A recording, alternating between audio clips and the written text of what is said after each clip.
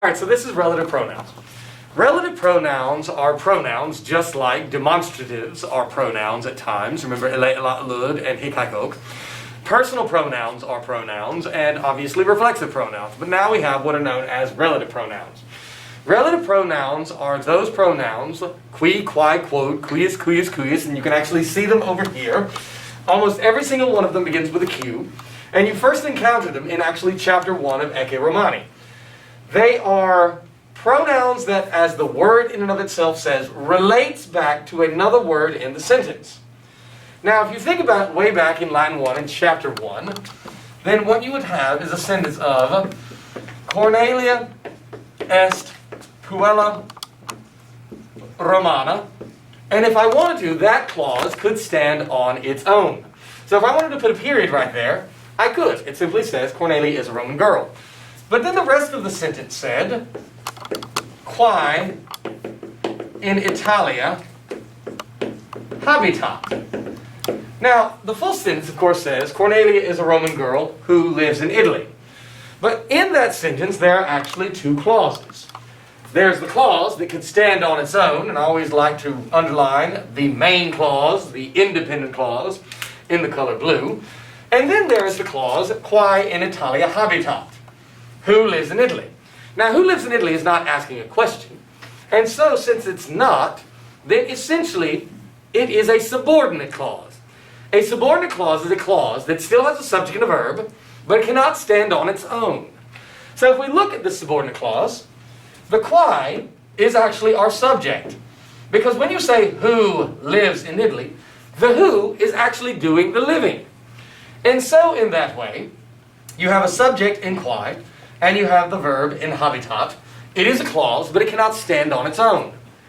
Now, when you have a relative pronoun, like quae that you see here, like I said, it's going to be relating to and replacing another word in the sentence. That other word that it replaces is known as the antecedent. The reason why it is called the antecedent is that it literally is the word that goes, the verb caedo, caedere, which means to go. And you can see how this means to go by putting a prefix on it, like pro, go forward, proceed, re, go back, recede, and so forth and so on. And so, when I look at my sentence that I have here, the antecedent to the word quae is actually the puella, the girl who lives in Italy. Now, in the example that I've given to you here, you can see that the quae is nominative because it is functioning as the subject of habitat, and its antecedent happens to be nominative as well. However, and this is the incredibly important part, the relative pronoun, which will introduce the relative clause, which is a subordinate clause, cannot stand on its own. The relative pronoun will not necessarily have the same case as its antecedent, but it will have the same number, and it will have the same gender. And that is how you would know which word is functioning as the actual antecedent. It shares the same number, it shares the same gender. Now, if you think about it in terms of the relative clause, is actually functioning like an adjectival clause. The whole clause gives us information about that antecedent. So what do we know about this girl? Well, she's a living in Italy girl. And thus the entirety of the relative clause functions like an adjective almost. It gives us more information about it. Now, let's take a look over here at the forms. Now, when you look at them, qui, quae, quod, cuius, cuius, cuius, cui, cui, cui, quem, quam, quo, quo, qua, quo. The form should be really similar to you from what we've already learned with ele, ela, elud, ilias, ilias, ilias, eli, eli, eli, elim, elam, elud, elo, ela, elo, eli, eli, ela, elorm, elorm, elorm, and so forth and so on. So the forms themselves should not be that difficult to memorize. But because they relative pronouns can appear in all of the cases, and both numbers, and all three genders, masculine, feminine, and neuter, then when you see something along the lines of quo, right here, you can't just say who or which. You must have the case matter. By, with, because of, from, in, on, at, which. And I'll actually use this one in just a moment. Now, how do you translate the relative pronouns? Well, the relative pronouns are going to translate in the following way.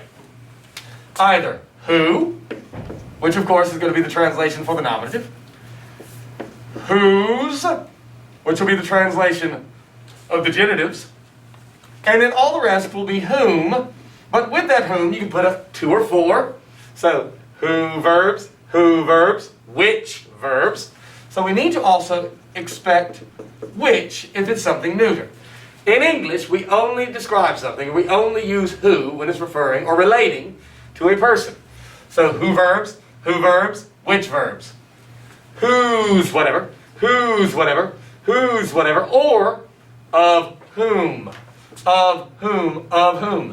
To whom. The subject verbs whom or which, the subject verbs whom or which the subject verbs. Whom or which the subject verbs. And I suppose we'll use this one as an example in a moment as well. Let's also use that one as an example as well in just a moment. Down in the plural, the translations are no different. I see the boy who sits in the desk. I see the boys who sit in the desk. And so it's going to be the same as to who verbs, or which verbs. Of whom, of which. To whom, to which. Whom, the subject verbs. Whom, the subject verbs. Which, the subject verbs. And by, with, because of, from, in, on, at, whom, and which.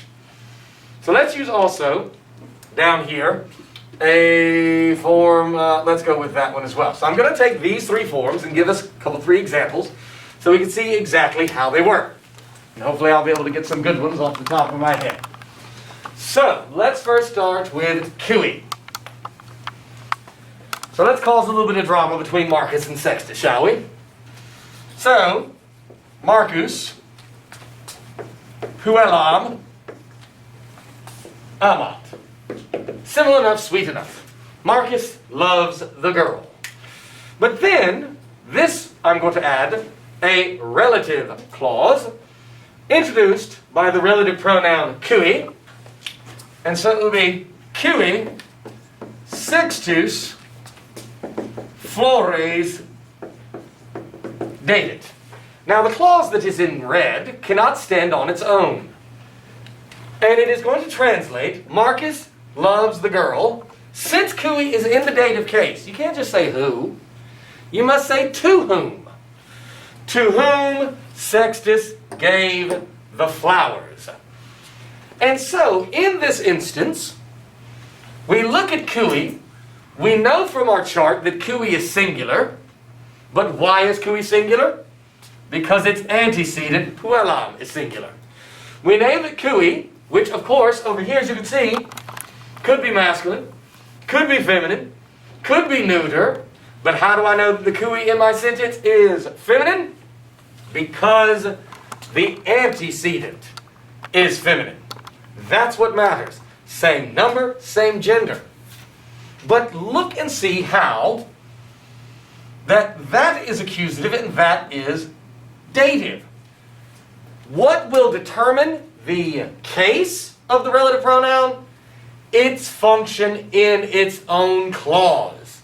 Again, the relative pronoun only agrees with its antecedent in the same number, singular, singular, the same gender, feminine, feminine, but cui is dative because in its clause, it is the dative indirect object.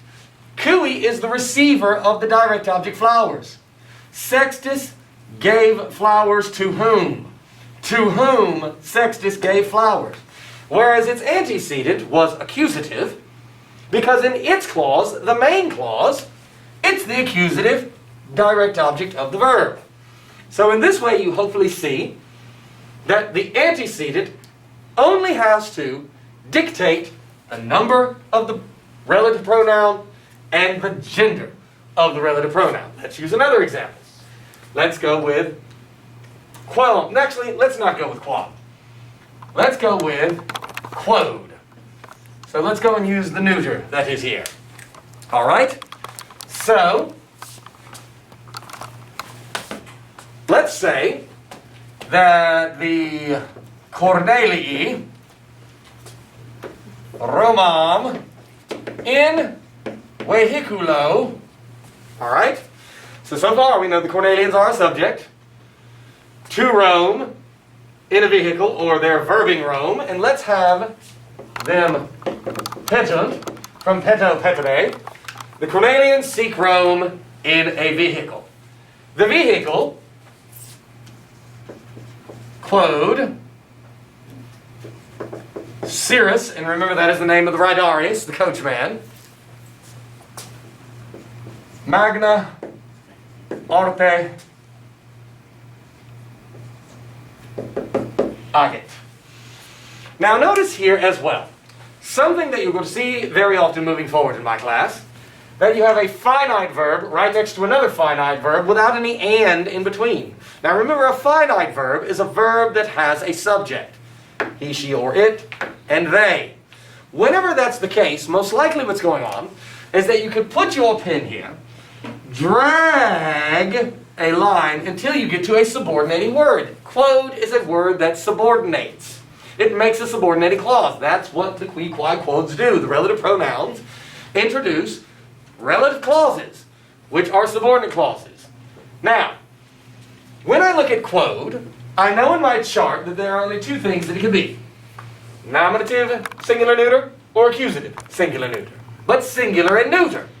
Since I know that it has to be singular and neuter, it tells to me that my antecedent has to be singular and neuter. Is Cornelii singular and neuter? No. So it's not the Cornelians which Cirrus drives with great skill. Is Romam singular and neuter? No. So it's not Rome which Cirrus drives with great skill.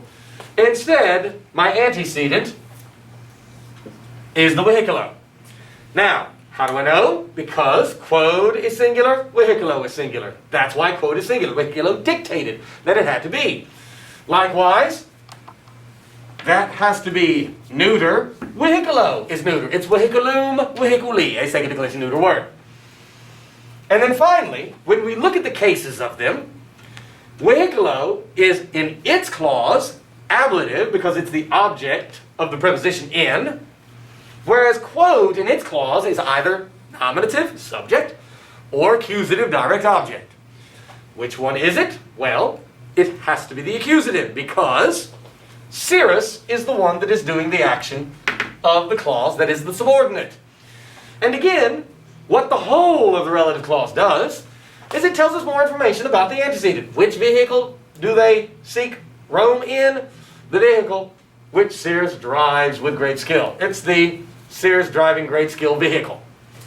And so in that way, you see that the relative pronoun introduces its own clause, and it is going to be a subordinate clause, and that relative is going to look back upon, replace essentially the antecedent with which it's going to have in common the same number and the same gender. We're going to do another example.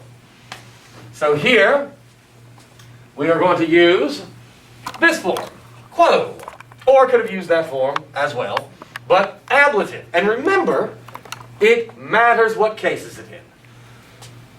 Who verbs, which verbs. Whereas here we had to say to whom instead of just who or which. Here it was which, sextus, or not sextus, Cirrus, verbs. And since this is in the ablative, it's going to be by, with, because of, from, in, on, at. Now, let's go with another sentence I can think of. Cornelius, Dawo, Bachalum, David. So my main clause that could stand on its own says, Cornelius gave a stick to Dallas. Then I'm going to put my relative clause as introduced by my relative pronoun, quo.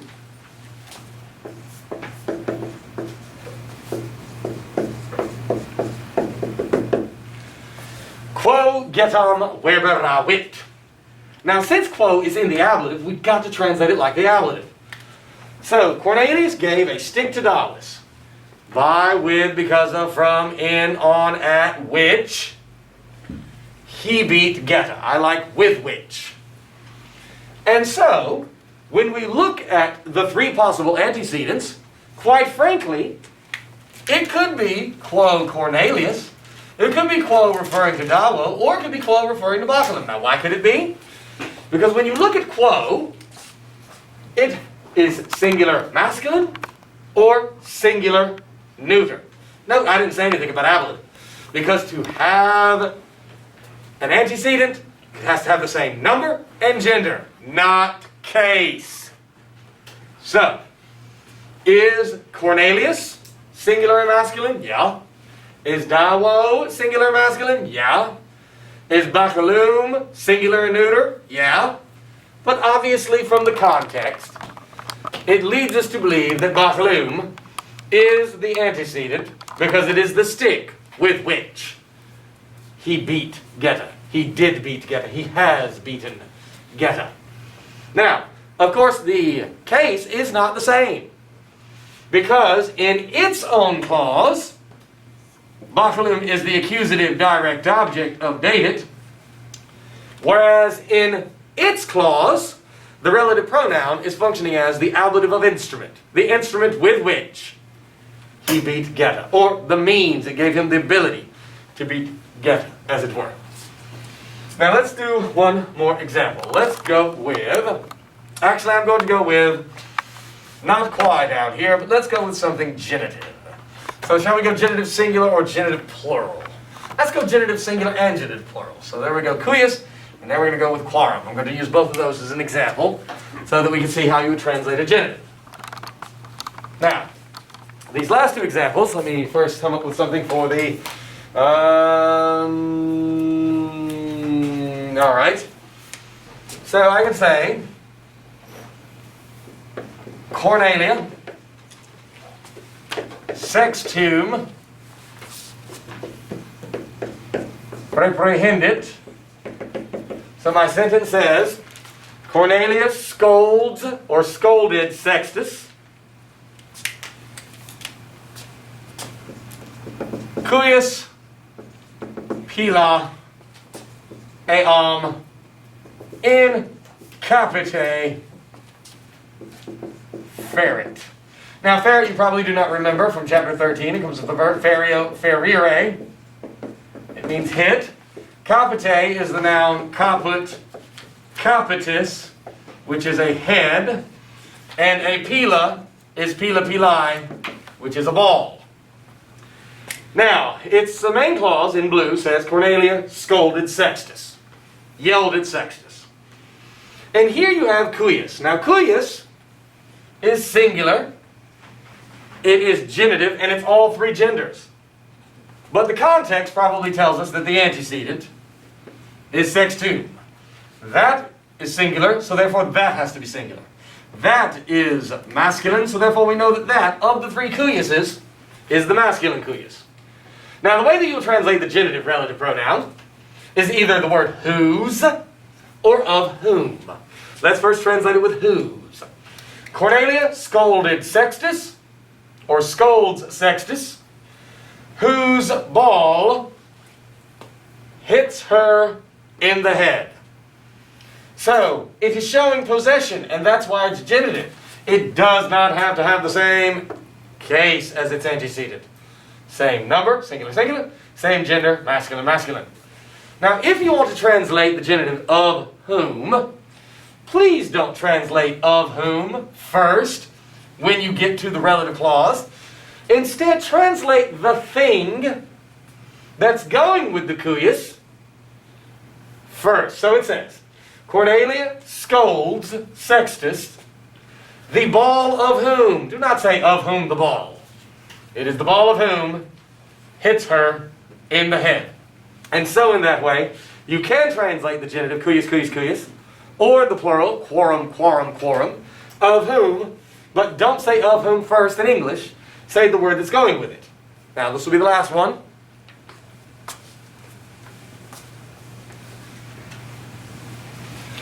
So we will use now quorum as our relative that will be introducing a relative clause.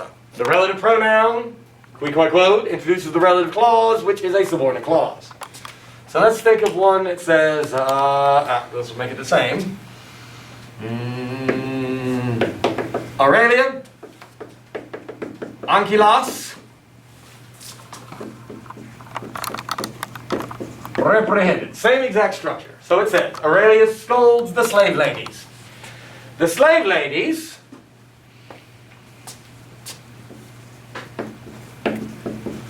quorum artes known. Uh-oh, I want to put it in red. I almost got all the way through this video without making some screw up. Here we go. Quorum artes known amont. Now, so in the chapter 28, which we're about to read, there's a couple of slave ladies who are tending to Aurelia's hair. And so that's the context in which we see here. The word artes comes from the word ars artis, which means skill. So artes are skills, either in the nominative or in the accusative. So, Aurelia scolds the slave ladies whose skills she does not like. She is dissatisfied with her hairdo. And so skills here is the accusative. It cannot be the nominative, because if it were the nominative, skills would have to be the subject of amont, which of course it's not. The understood subject of amont is Aurelia. And so Aurelia scolds the slave ladies whose skills she does not like, the skills of whom she does not like. And note, when I translated it of whom, I put the word that is working with the genitive first in my English translation. So, to recap, relative pronouns. Over here you can see all 30 of them. Qui, qua, quod, quis, quis, quis, qui, quem, quam, quod, quo, qua, quod, qui, qua, quorum, quorum, quibus, quibus, quibus, quos, quas, quae, quibus, quibus, quibus. Translating them. Who, which, verbs. Of whom, of which, or of whom, of which, or whose, whose. To whom, to which. Whom, the subject verbs. Whom, the subject verbs. Which, the subject verbs. By, with, because of, from, in, on, at, whom, which. Who, verb. Notice, who, verbs. Who, verb. Who, verbs. Who being singular. Who, verb. Who, verb. Which verb. Of whom, of which. Or whose. To whom, to which. Whom, the subject verbs. Whom, the subject verb. Which, the subject verbs. By, with, because of, from, in, on, at. Whom, which. So that's relative pronouns. Most important thing to know is that it's going to introduce its own clause. It'll be a subordinate clause, cannot stand on its own. That clause will give us information about the antecedent, which will dictate the number and gender, and agree in number and gender, but the case of the relative pronoun is going to be determined by its function in its own clause. The antecedent here is accusative direct object in its clause, the main clause. Here, it is genitive, because in its clause, the subordinate clause, the relative clause, it is showing possession. Whose skills, the skills of whom she, Aurelia, does not like. So if you have any questions, let me or Mr. Buttram know. Hopefully this video helped. Thank you.